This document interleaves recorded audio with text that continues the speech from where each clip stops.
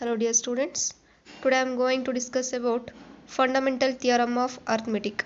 It is also called unique factorization theorem or prime power decomposition theorem. This theorem states that every composite number can be expressed or factorized as a product of prime numbers in unique way except for the different arrangement of same factors. This is the statement of fundamental theorem of arithmetic. You already know that what is composite number and prime number.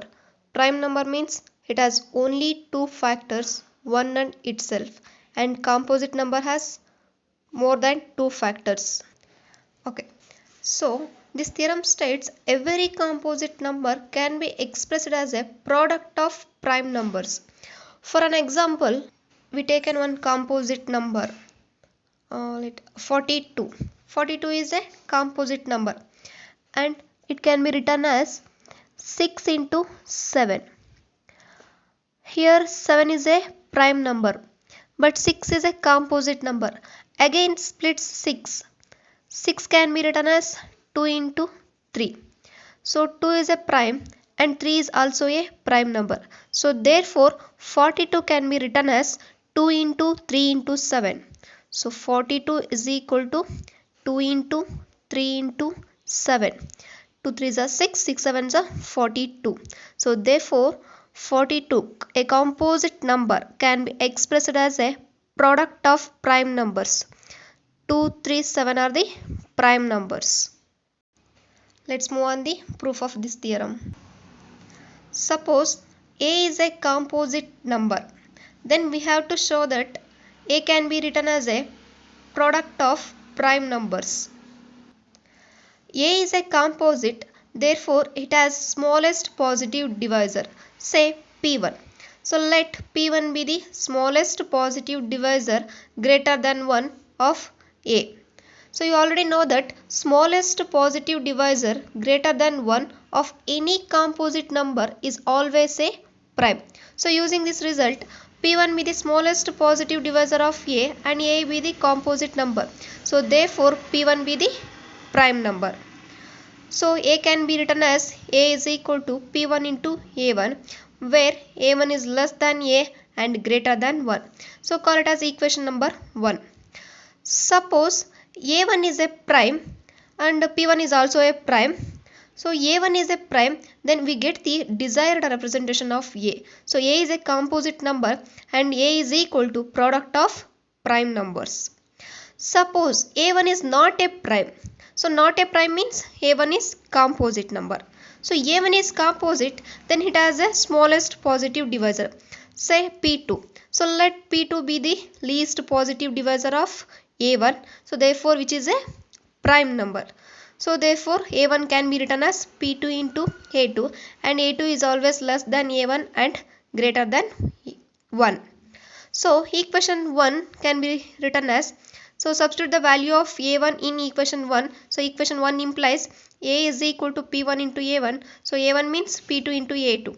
So therefore A is equal to P1, P2 and A2. So P1 is prime, P2 is prime. Suppose A2 is prime, so then we get a desired representation of A. So composite number is equal to product of prime numbers. Suppose A2 is not a prime, so A2 is a composite number, then continue the process.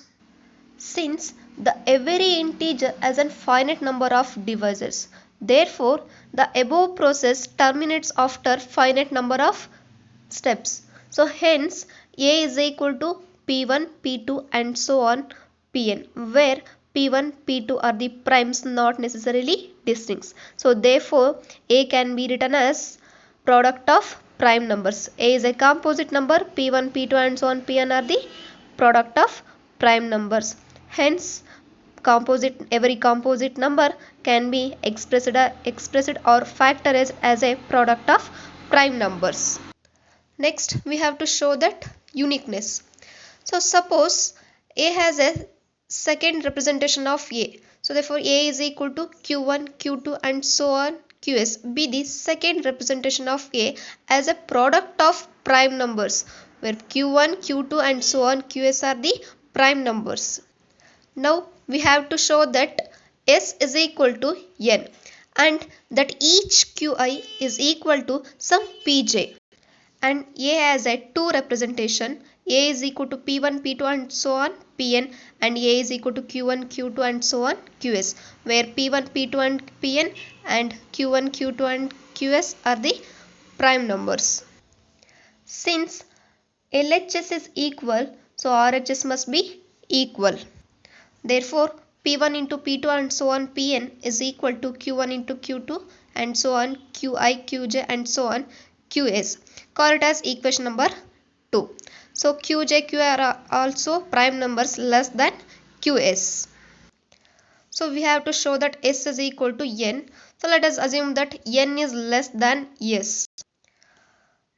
P1 is the one of the factor in LHS. So P1 divides P1 into P2 and so on Pn. So it implies P1 divides Q1 into Q2 and so on Qs, and it implies P1 divides some Qi. So for some I is always less than or equal to S and greater than 1. Since P1 and Qi are primes, therefore P1 must equal to Qi. Therefore equation 2 implies P1, P2 and so on Pn is equal to Q1, Q2 and so on Qj, Qi and so on Qs. P1 and Qi are equal, therefore P1 and Qi are get cancelled. So remaining is P2 and so on Pn is equal to Q1, Q2 and so on Qj and so on Qs. Call it as equation number 3. Again, P2 is the factor of P2, P3 and so on Pn. Therefore, P2 divides P2, P3 and so on Pn. It implies P2 divides Q1, Q2 and so on Qs. It implies P2 divides some Qj, and j is not equal to I, and j is always less than or equal to S and greater than 1. Since P2 and Qj are primes, then P2 is equal to Qj. Therefore, equation 3 becomes P2, P3 and so on Pn is equal to Q1, Q2 and so on Qj and so on Qs.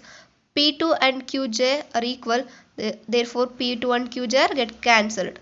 So continuing this process, we get LHS completely cancelled since it has less number of prime numbers than the RHS. So left hand side first becomes 1, and RHS we are having some product of prime numbers, and how many prime numbers is S minus N prime numbers, which is impossible because product of prime number is not equal to 1. Therefore, our assumption n less than S is wrong. So, we conclude that n is equal to S. So, therefore, the above factorization is unique. Also, it follows from the above procedure that Q1, Q2 and so on Qs are nothing but P1, P2 and so on Pn in some order.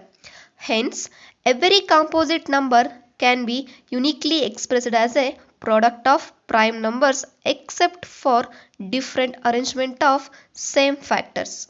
Thank you.